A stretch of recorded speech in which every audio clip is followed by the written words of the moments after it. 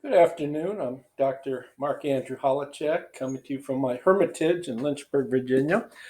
And today it's book review time. I'm going to look at Carl Binger's Thomas Jefferson, A Well-Tempered Mind. This was published by W. W. Norton of New York in 1970. And the merit of this book is presumably that it's written by a psychotherapist. So we're going to get insights into the mind of Thomas Jefferson by someone who's trained in psychotherapy. Now, there are other books. Fawn Brodie in 1975 writes her biography of Thomas Jefferson. It's, I think, well written in the early years, but the whole book, as it were, is a travesty insofar as, in as much as the book is written to introduce, Jefferson's affair with Sally Hemings. And her purpose in writing the book is rather tendentious. She wanted to come up with a shockingly scandalous thesis, which she did, and a thesis to sell a lot of books, and it did at that. And that set the stage for Annette Gordon Reed's rehashing, her crambe repetita, of her rehashing of the same story with Thomas Jefferson and Sally Hemings in her two books, or three books, I should say. Now there are a couple other books on this topic. Eric Erikson writes in Jefferson by Norton. He writes Dimensions on a New Identity, and I could talk about that another time.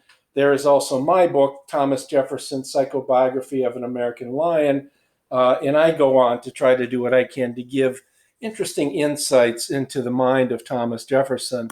And, the merit of having a psychotherapist do a book on Thomas Jefferson is that the therapist has a capacity to offer insights into the mind of a person through analytic training that other people cannot offer. So, I approached the book when I got it in 2017 with a bit of excitement.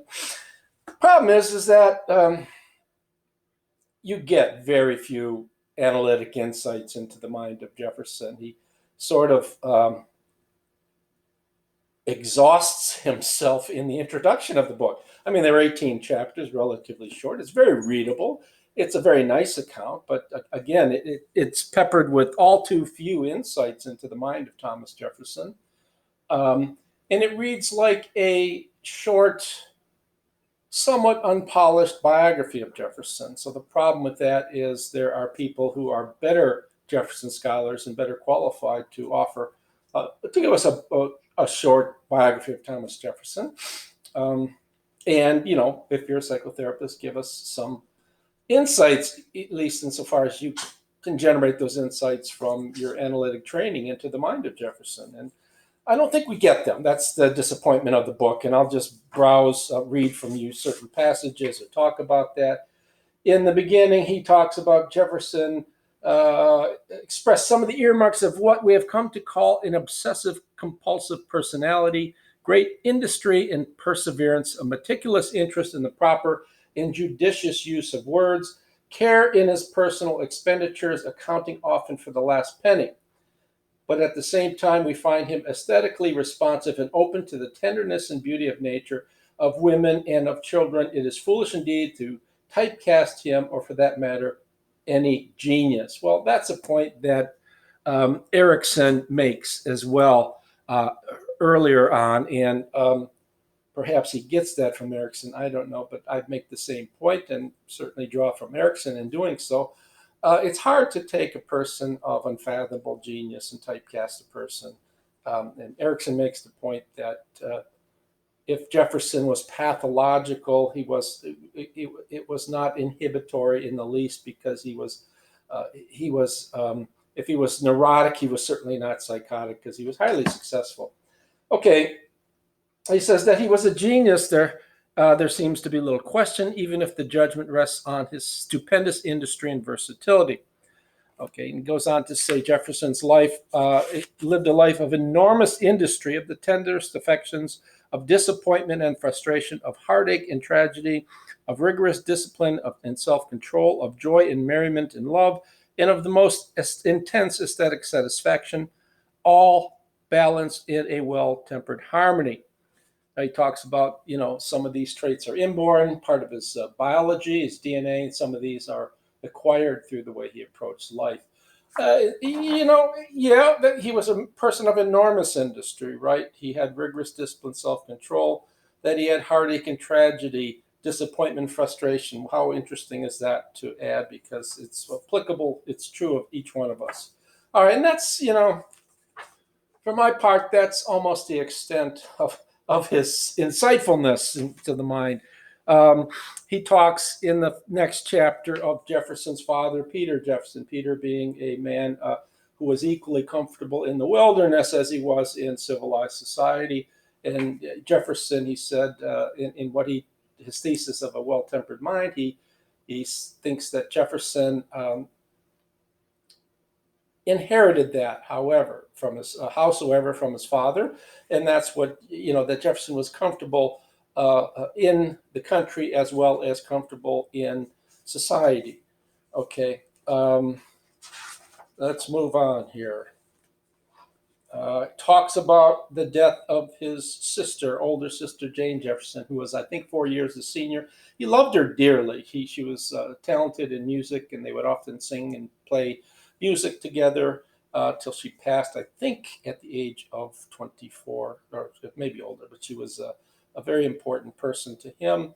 And he says, if he is relatively silent about her, this can be explained more by certain shyness in him and a reserve when speaking of family affairs outside his family than any lack of responsiveness or affection. Then he goes on to say, or perhaps he was too dependent on her and had to assert his manliness by cutting himself off from her. Well, which is it? I mean, you're a therapist. Can you make an argument for one or the other?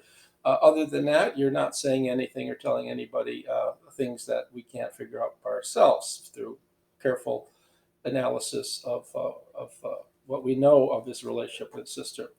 Okay, he left home, another chapter, hurried back to Williamsburg to resume his law studies, to be present for the opening of the general court. It was characteristic of him to try to bury his grief by throwing himself with renewed devotion into his studies. All his life he resorted to hard work as a distraction from pain and sorrow. That's the notion of sublimation, yes, and that's something that is true of Jefferson. Are you trying to get into the spotlight? Can you not do that for once in your life? All right, so Jefferson was a highly sublimated person. That's a point I make in my book, and that's a theme throughout, is that Jefferson was not comfortable in explaining or exposing himself emotionally, because he did that often on the death of his wife when he broke up with Rebecca Burwell, and when he did so, he gave too much vent to his emotions, and it always wound up being catastrophic. So he, in turn, in my estimation, my training of psychotherapy, he sublimated. He put his as Freud would call it, psychosexual energy, or if we want to get away from Freud, he took his attention, his energy, and put it into things that are culturally acceptable: reading, writing, studying, politics, law, science, and things like that. When he was courting Martha Wales Skelton, and prior to getting married to her in 1772, he delayed. And Binger writes, what delayed Jefferson in his courtship, we do not know. Perhaps a certain diffidence that was always apparent in him. Perhaps he was still tied to his mother and could not easily take another woman for a wife. It is no accident, of course, that the woman he did marry was a widow with an infant son. This probably made it seem a little less hazardous venture, and also gratified, in a way surely hidden from him, his longings for maternal love. So we get a little bit of psychoanalytic insight here, but it's not much, because we have the assertions couched or prefaced by perhaps this, perhaps that. And that's the way to do good scholarship, I agree, but generally speaking, psychotherapists do not do that. They're there to give their assessment. This is the way it is, and here's the evidence, take it or leave it, right? He was not given to displaying his intimate feelings in public. In fact, he took special pains to conceal them, as we talked about already. his notion of sublimation. I'll move on to a few other portions of the book. At the death of his wife Martha in 1782, right? November 26th, is it? Or no? That was later. It's early in that September. She died, if I remember correctly. Talks of he has nothing really to say about the death of his wife, which is astonishing to me. Talks of the passage from Lawrence Stern, which the two shared. He talks of what he had inscribed on her white marble stone in the Jefferson Cemetery. Nothing, she died on when she died, of September 6, 1782, torn from him by death. This monument of his love is inscribed. Again, he doesn't offer us anything substantial. He offers us nothing in terms of what that death meant to him and how it influenced or impacted his later career. Jefferson was a silent man, a listener who encouraged others to express their views. He was not given to controversy. His conviction was that every man has a right to his own opinion on all subjects, and others are bound to respect that right. And he substantiates that with a quote. Well, that's just what Jefferson says on many occasions. How interesting is that? I mean, it's good reading, but again, he's a psychotherapist, and one would expect, a psychologist, one would expect some interesting insights into why he was of such and such a disposition. He talks about how, Binger talks about how indolence, its lack, how a shule of indolence was so important in life, that industry or deediness was important in living a long life. And clearly that was Jefferson. He says that so often in letters to his daughters. So again, I just don't know how interesting that is, just to say what's obvious. Right, idleness in industry. A couple more passages here. Talks about his relationship with Alexander Hamilton, where the two were part of George Washington's cabinet, right? He says, first, one can detect an overweening competitiveness for the love and approval of an authoritative father figure, i.e. Washington. The stage was set for just such a battle, and Jefferson, who had lost his father at an early age, we know what a lasting influence this stalwart pioneer had on his son, Peter Jefferson. He's alluding to Peter, who was an important figure in Jefferson's life. Hamilton, allegedly the illegitimate son of a sea captain, or some say of a Scottish immigrant, can have had little emotional support from his absent father through formative years. Both men were left with unsatisfied dependent needs, and both turned to Washington, not without ambivalence, as a living father symbol to satisfy their longings. Right? This brought them into immediate, inevitable conflict. Here, this is good. The fact that the conflict that Binger is telling us was sort of exacerbated, not just because the two had, in some measure, antipodal views of the practice of good government.